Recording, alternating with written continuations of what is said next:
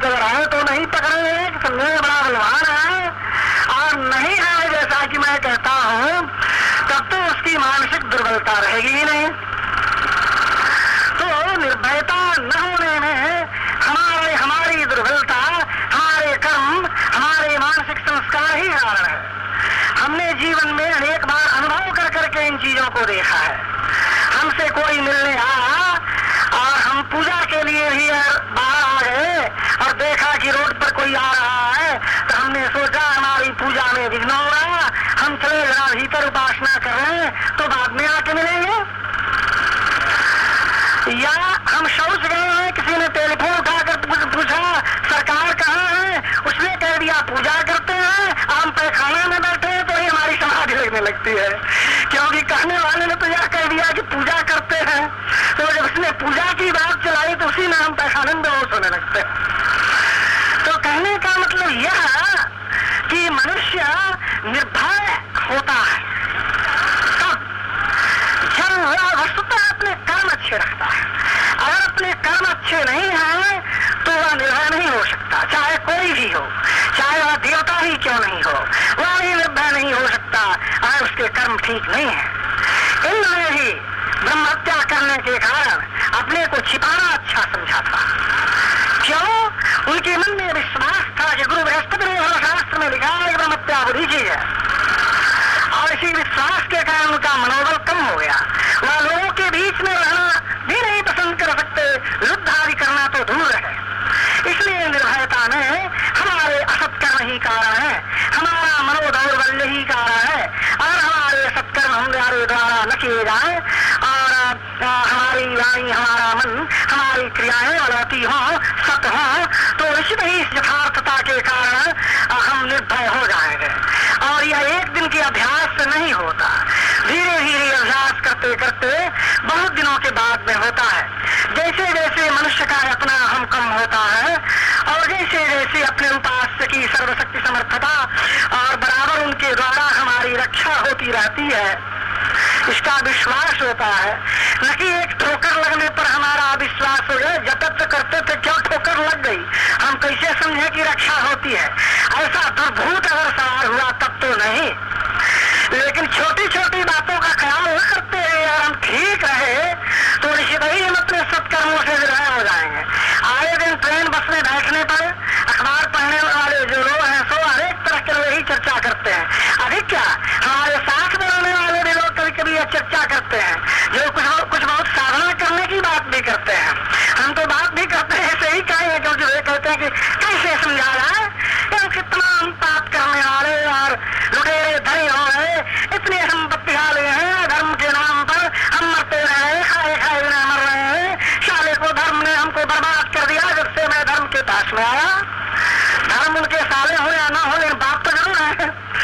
तो कहने का मतलब यह है कि ऐसी ऐसी बातें कहने को मिलती हैं जो हमारे निकट संपर्क में है, जो कहीं रोते रोते बेवर होकर धरती पर लोटपोट करते रहे पहली बार, कुछ दिनों के बाद में वही कहते हैं 12 बरस तो जब किया, हमारा क्या हुआ, कुछ नहीं हुआ। हम तो समझते हैं सब बेकार की चीजें और ढोंग है, इनसे कुछ भी नहीं होता। ऐसी ऐसी बातें कहते हुए लोग पाए जाते हैं। तो ऐसी बातें कहने वाले लोगों के द्वारा सफलता की खोज की जाए तो कैसे हम सुनने के लिए सफल हो सकते हैं।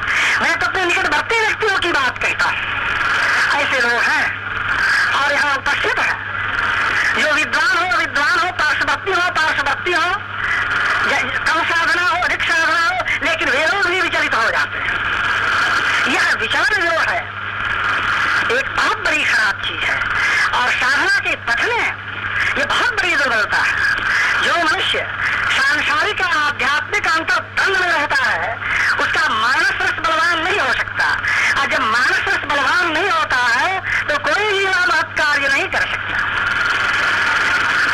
अपने प्रवचन की अंतिम बात पर मुझे बोल देना है और उसको और ध्यान देकर सुना जाए।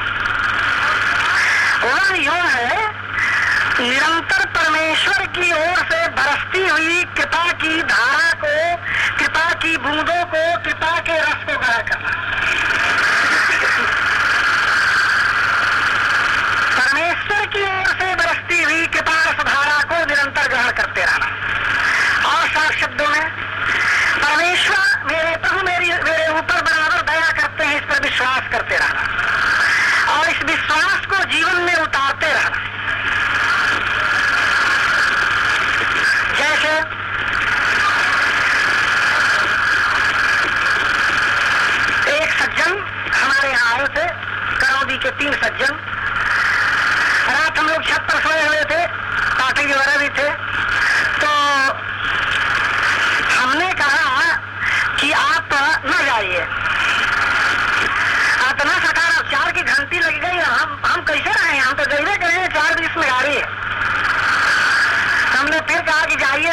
सोच के आइए।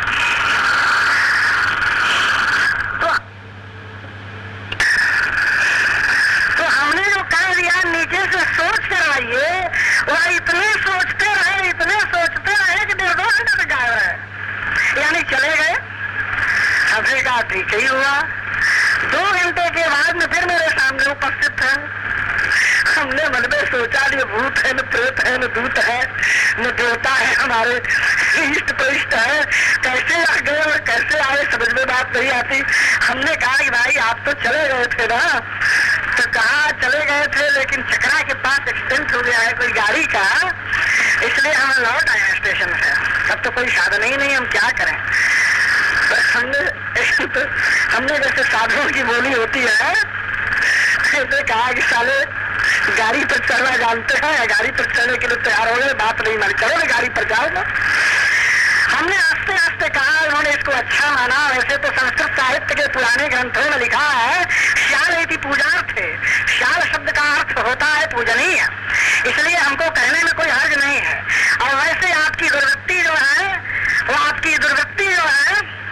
वह आपकी बहन की तरह है। दुर्वृत्ति माने खराब भावना है, और उनको मैं ब्याह करके अपने बस में करता हूँ, इसलिए भी सारा कहने में कोई हर्ज नहीं है। अस्तु में विषय पर आया, वह लौट कर आ गए। तो कहने का मतलब यह है कि अगर परमेश्वर की कृपा हमारे ऊपर बरसती चली आ रही है, इस पर हमारा विश्वास है, तो हमारी छटपटाहट नहीं हो। और इसी विश्वास के कारण हमारा मृत्यु है भी कम होता रहे और हम मृत्युंजयत्व को प्राप्त करें। क्यों? परमेश्वर ने हमें किन्हीं कार्यों के लिए भेजा है और हमारे भी जीवन का कोई आध्यात्मिक लक्ष्य है। हम उस कार्य को करते हैं और करते रहेंगे। ऐसी स्थिति में काल की क्या शक्ति है कि हमें ले जाए? ये भाव में विराजमान रहेगा, उधर काल भी डरता रहेगा और उधर परमेश्वर भी सोचेंगे यह तो बड़ा लक्ष्यगामी है, यह हमें जीवित रखना चाहता है तो परमेश्वर अनादिकाल से जीवित अनंत काल तक रहे हैं, तो यह हमें जीवित रखना चाहता है, यह बड़ा साहसी है, इत्यादि इत्यादि। इन सभी बातों के सुनने देखने से हमारा मृत्युंजयत्व रहता है और परमेश्वर की ओर से बरसती हुई कृपाधारा जो है उसमें हम बराबर भीगते रहते हैं, यानी हम परमेश्वर की कृपा को बराबर प्राप्त करते रहते हैं। हम परमेश्वर की दया के समुद्र में बराबर डूबे रहते हैं। हमें कोई विशिष्ट रोग हो गया है, उससे हमको पीड़ा है, तो निश्चित ही परमेश्वर किसमें कोई महती रहा है। हम यानी मैं तो यही सोचता हूँ, जब पीड़ा सच होती है तो यह समझ सोचता हूँ कि परमेश्वर ने औषधों का महत्व बढ़ाने के लिए हमें दवा भिजवा दी। कहने का मतलब उसकी कृपा को हमें कहीं नहीं भूलना है। तब कोई कहे कि नहीं, अपने पक्ष के लिए कृपा को हम लोग सोच लेते हैं, विपक्ष के लिए नहीं सोचते हैं। हम कहते हैं तो विपक्ष के लिए भी सोचिए, क्या है कोई 4 डंडे मार दे तो कहिए परमेश्वर की मेरे लिए बहुत बड़ी कृपा है। हम तो इसके लिए कुछ कहने नहीं जाएंगे, लेकिन वस्तुतः परमेश्वर की कृपा वही होती है जिससे आपका शाश्वत कल्याण हो, जिस आनंद में आप डूबे रहें। परमेश्वर चाहते हैं तो आपको सपने में दर्शन देते हैं, चाहते हैं तो तंद्रा में देते हैं, चाहते हैं तो प्रत्यक्ष देते हैं, चाहते हैं तो जन्म जन्म से नहीं देते हैं। यही कारण है कि अच्छे अच्छे साधक लोग भी साधना करते हैं और करते चले जा रहे हैं। कहते हैं मुझसे बात करें मेरी, मैं तो छोड़ना चाहता हूँ लेकिन छोड़ने ही नहीं देती है माँ, मैं क्या करूँ? मेरे प्रभु छोड़ने ही नहीं देते, मैं क्या करूँ? फिर मुझसे होने लगता है। तो मैं इसी को सोचता हूँ सुन सुनकर किया उसकी परमेश्वर की बहुत बड़ी कृपा है, परमेश्वर की बहुत बड़ी दया है।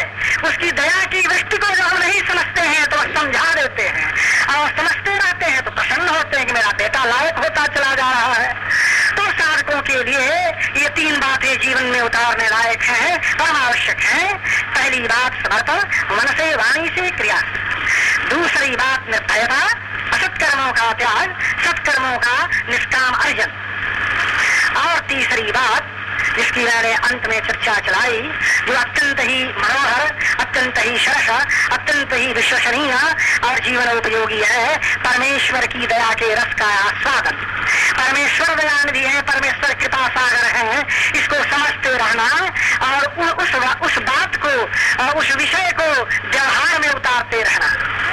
तो इस तरह गुरु पूर्णिमा के अवसर पर भगवान व्यास को मैं नमस्कार करता हुआ उनकी परमेश्वर संबद्ध की कृपा और आदिनाथ आदिकाल आदि गुरु से लेकर आज तक प्रवाहमान गुरुओं की संपूर्ण कृपाधारा से आसारित होने के कारण समस्त जीव और देवी देवताओं के साथ समस्त प्राणियों और ब्रह्मांड व्यापनी शक्ति को नमस्कार करता हूँ।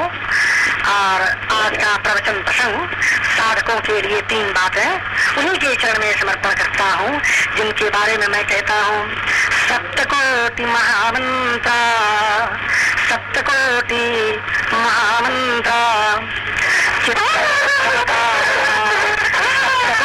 महामंत्र, चित्तवै भवकारक एकैव महामंत्र के नए स्तोत्र हैं। कल गुरु पूर्णिमा थे, विक्रम संवत 2029 के। आज उसका दूसरा दिन है। आज भी बहुत से प्रेमी लोग जो आश्रम से संबद्ध में उपस्थित हैं। सोचा यह है आश्रम के नए स्तोत्र जो यहाँ दोनों शाम पुष्पार्पण के समय में पढ़े जाते हैं, इन स्तोत्रों को स्थायी रूप दिया जाए, जिससे और लोगों को बहुत दिनों तक लाभ हो ही सके। साथ ही जाने अनजाने बहुत से लोग कंठस्थ भी कर लें। उन सभी स्तोत्रों में पहले गुरु का ही स्मरण किया जाता है, अतः मैं गुरु अष्टकम का पाठ कर रहा हूँ। ओम श्री सद्गुरु नमः, अथ श्री गणेशाय नमः। नमाम्यहं गुरुर्गुरुं परम गुरुं भजाम्यहं, नमाम्यहं गुरुर्गुरुं परम गुरुं भजाम्यहम्। अजं गुरुं हरिं गुरुं हरं गुरुं प्रियं गुरुं प्रभुं गुरुं कुलं गुरुं भजाम्यहं, नमाम्यहं। नमाम्यहं गुरुर्गुरुं परम गुरुं भजाम्यहं, नमाम्यहं गुरुर्गुरुं परम गुरुं भजाम्यहं। नन्नु धन्य स्पृहात था, नन्नु जन स्पृहात था, गुरुर्नमो गुरुर्दिशा स्पृहा परं नमाम्यहं, स्पृहा परं भजाम्यहं, नमाम्यहं गुरुर् परम गुरुं भजाम्यहं। जलं गुरुं स्थलं गुरुं तृणं गुरुं रजो गुरुं, गुरुर्गति गुरुर्मते नमाम्यहं भजाम्यहं, नमाम्यहं गुरुर्गुरुं परं गुरुं भजाम्यहं। अजं गुरुं हरिं गुरुं हरं गुरुं नमाम्यहम्। ओम गुरुर्गतिर् गुरुर्मतिर्नमाम्यहं भजाम्यहं, नमाम्यहं गुरुर्गुरुं परं गुरुं भजाम्यहम्। यथा यथा चलाम्यहं, यदा यदा वदाम्यहं, तथा तथा गुरु प्रिया प्रियं गुरुं स्मराम्यहम्।